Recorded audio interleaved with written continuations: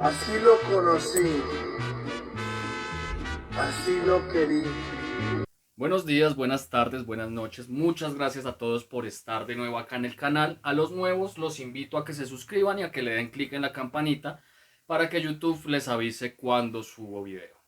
Por temas personales no he podido estar en constante movimiento. El tema político en Colombia ha estado bastante agitado, pero para eso tenemos personas en el medio bastante capaces como Aquino, como Beto Coral, etc. Ya saben que Estepario Lins es un sitio de opinión, no de información. Es ese espacio idóneo para mover el dinamismo de la escena democrática y mediante pedagogía educar a las personas respecto a temas que desconocen. Hoy vamos a hablar de cómo el Estado colombiano se pifió en materia de derechos humanos.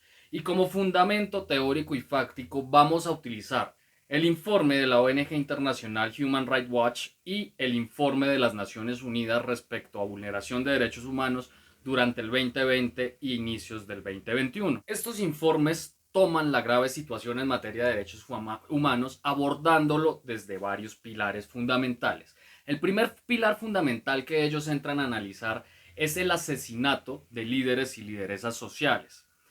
Ellos hacen un análisis contextual del cual abordan que este flagelo se da a raíz del abandono estatal en cuanto al incumplimiento de los acuerdos de paz, en cuanto al incumplimiento de la reforma rural, y se dio también como consecuencia de que en aquellas zonas donde las FARC dejó un vacío, donde ya no hay presencia de un grupo beligerante, como se llama en materia de guerra, un grupo beligerante, que rinda una especie de orden social en determinada zona, el surgimiento de nuevos grupos al margen de la ley, las actuales BACRIM, el Clan del Golfo, empezaron a tomar estos sitios que abandonaron las FARC para controlar las rutas del narcotráfico, para controlar la explotación minera ilegal, para controlar todos aquellos negocios ilícitos que representan una posible vulneración a las comunidades y a las poblaciones que habitan en dichas zonas y a los derechos medioambientales. Cuando una persona no está de acuerdo con el actuar de estos grupos, de estos nuevos grupos ilícitos, lo que hace es manifestarse. Ante la ausencia del Estado por implementar no solamente su presencia en materia militar, sino su presencia en cuanto a la reforma rural integral que brindaba oportunidades a los campesinos de dichas zonas, se están perpetrando los asesinatos de estos líderes que lo único que hacen es exigencia de cosas tan básicas como el cumplimiento de un derecho fundamental que está estipulado en nuestra norma de normas, en la Constitución. Constitución que juró respetar el presidente Iván Duque y que evidentemente está vulnerando con el simple hecho de no aceptar lo que como parte el Estado colombiano firmó, no el gobierno Iván Duque representante del Centro Democrático, sino que el gobierno colombiano firmó y se hizo parte a cumplir a cabalidad todas las obligaciones que hacen parte de ese contrato que se llaman acuerdos de paz. Es decir, que no solamente se están asesinando líderes sociales, sino que Colombia es un Estado fallido en cuanto al respeto que merece su palabra en materia de tratados internacionales y en materia de pactos de índole de derechos humanos. El segundo pilar fundamental y del cual ya hablé un poquito en el punto anterior es la débil presencia del Estado. Grosso modo, este pilar lo que habla es que la presencia del Estado en dichas zonas del conflicto, en dichas zonas donde se están perpetrando estas masacres de líderes y lideresas, la están tomando más que todo como presencia militar.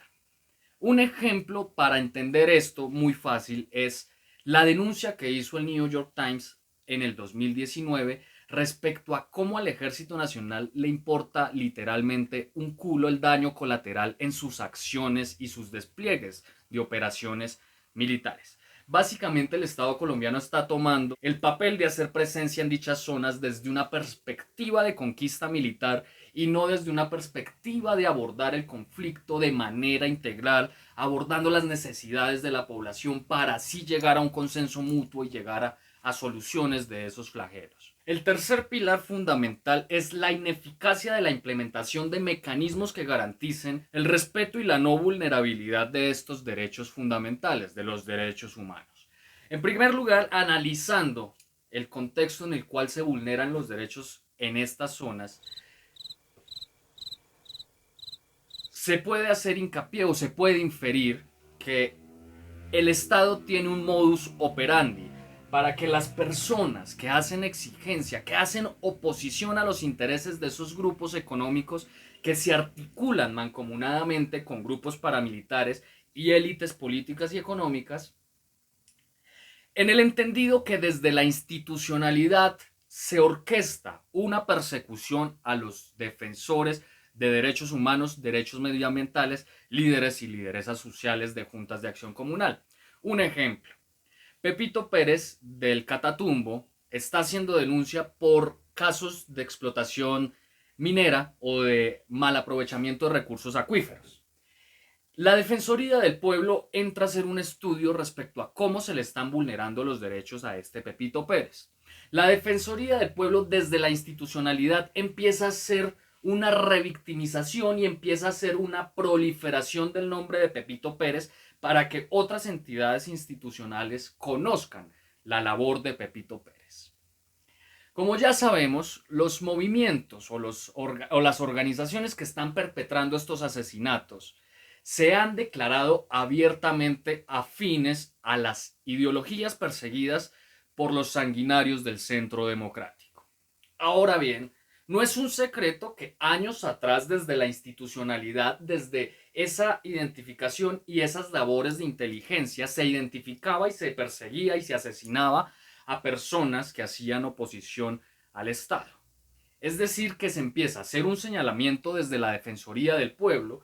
Luego, desde la ineficiencia institucional de entidades como por ejemplo la Unidad de Protección de Víctimas, que evidentemente no presenta mecanismos eficaces para la protección de la vida misma, y ya, dicho coloquialmente, boleteada la persona, el líder, el defensor de derechos humanos o el periodista, este es perseguido o asesinado por estos grupos que defienden los intereses de nuestro tío Uribe. Y esta situación no solamente es grave para estas dos organizaciones, por un lado Human Rights Watch y por el otro lado la ONU, sino que también el gobierno supuestamente progresista de Joe Biden dice lo siguiente, me permito hacer una cita, abro comillas: estamos preocupados por la violencia en curso contra los defensores de derechos humanos, quienes desempeñan un papel fundamental en la construcción de una paz justa y duradera en Colombia. La reducción de esta violencia y procesamiento de estos crímenes es una de las principales prioridades tanto para Estados Unidos como para Colombia. Es un tema que hemos trasladado al gobierno colombiano, dijo el portavoz del Departamento de Estado de dicho país.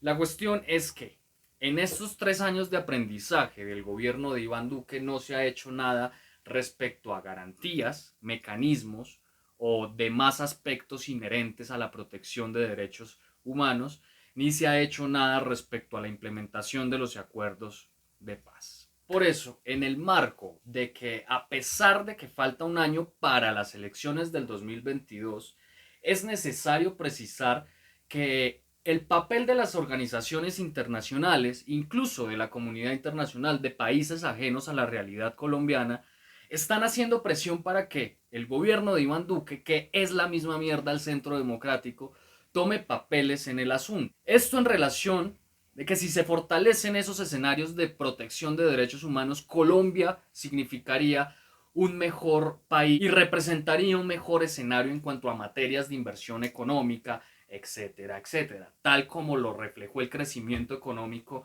del neoliberalista Juan Manuel Santos, que viene a ser la misma mierda que el Centro Democrático. No se confundan, uribistas, que son la misma mierda al santismo. En ese orden de ideas, los invito a que reflexionemos respecto a quiénes son los que verdaderamente tienen esas políticas salvajes en cuanto al crecimiento económico de la mano del crecimiento social, y veremos que vamos a construir una Colombia un poquito más fructífera, no solamente económicamente, sino en materia de derechos humanos.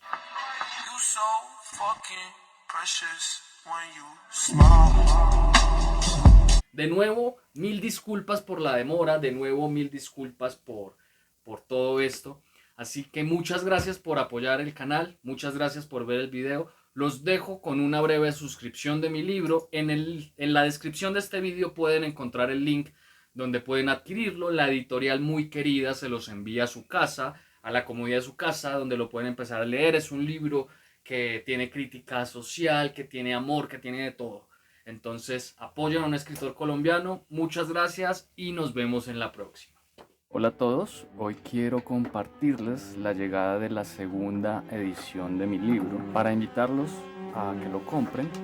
Es un libro muy interesante, acá está la presentación del autor, el título, una breve frase célebre que está muy relacionada a la trama del libro y es una frase, una cita del Lobo Estepario de Hermann Hesse.